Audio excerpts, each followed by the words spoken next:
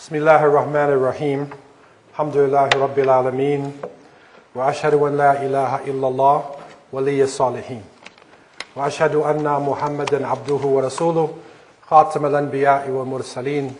Allahumma salli wa sallam ala abdika wa rasulika Muhammad wa ala alihi wa ashabihi wa man da'a bi da'watihi wa istanna bi sunnati ila yawmiddin wa sallam tasliman kathira. Amma ba'd. All praise are due to Allah, Lord of the worlds. And surely Allah is the friend and protector of the righteous. And I bear witness that Allah is one and has no partners. And that Muhammad, the son of Abdullah, is his servant, his last messenger. May Allah always and constantly send peace and blessings to Muhammad, to his family, to his companions, to all those who call to his way and establish his sunnah to the day of judgment. As to what follows, I begin with the greeting words of the righteous. Assalamu alaikum wa rahmatullah. Alhamdulillah, it is a great privilege to be with you here tonight. And I pray that Allah would make you successful and would continue to bless this community and the Muslims in this region. This is a very unique time that we are going through now. Muslims, the Ummah of the Prophet Muhammad ﷺ, is at the crossroads. It's at the crossroads.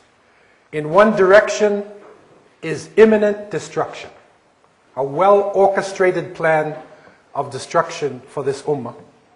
But in the other direction, there is light. There is light. There is hope for us. And the decisions that we're making now are crucial, serious decisions.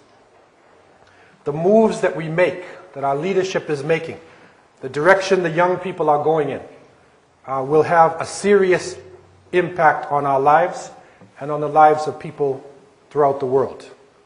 I have spent the last 30 years traveling throughout the Muslim world, living with Muslims in different conditions.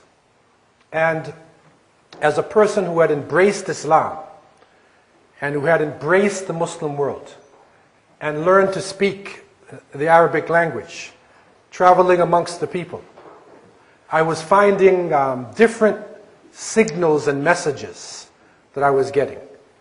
On the one hand, we have so many Muslims in so many places. Masjids are filled in many parts of the world. We have extremely rich people in the Ummah. Some of the richest people on earth are actually Muslims. We have great standing armies. We have intellectuals. We have books. You can take the books of hadith and tafsir and fiqh and you can put it on a disc, put it on a chip, and you put it in your pocket. But at the same time, there's a contradiction. With the great wealth, there is poverty, extreme poverty. With the great armies, there's a feeling of frustration. This frustration is leading Muslims to feel a state of despair, to drive Muslims to do things that we have never seen before in the Ummah. People burning themselves to death is unprecedented in our Ummah. It is a Buddhist action. The Buddhists used to do that during the Vietnam War, and other times the Buddhists used to do that. But for Muslim to go to this extent shows the level of frustration and despair that we are feeling, the oppression that we are feeling, knowing that we can do so much, but we're being blocked from doing it. Knowing that we have so much riches in our Ummah, but yet we can't get a job. We cannot feed our families. And so it is leading people into the streets. It is leading people to make extreme moves, and they're hoping for something to happen. Hoping for something to happen.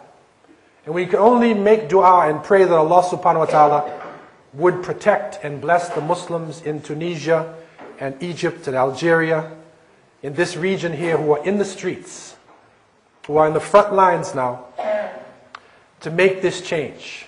this region has always been a very important land in the heartlands of Islam. And the events that happen there, no doubt, will have an impact on the rest of the Muslim world. And so we are in extremes. And in my travels, I live with Muslims in the southern part of Africa, and in Pakistan, and in the Sahara al-Kubra, the Sahara Desert. Living with Muslims in certain places where in Ramadan, they hardly had enough to break their fast. Then I moved to the Gulf region, and I spent a year living in the Gulf, and I found Muslims with so much wealth, they didn't know what to do with it. It's the same ummah, it's the same shahada, the same creator, the same Prophet ﷺ, but extremes. We're in extremes.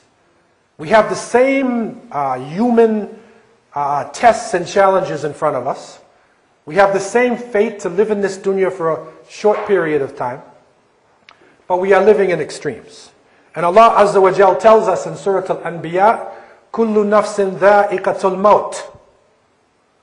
In speaking in general, every soul must taste death. But in this same verse which is verse number 35, after saying Kullu nafsin dha'iqatul maut, وَنَبْلُوَكُمْ بِالشَّرِّ وَالْخَيْرِ فِتْنَةً,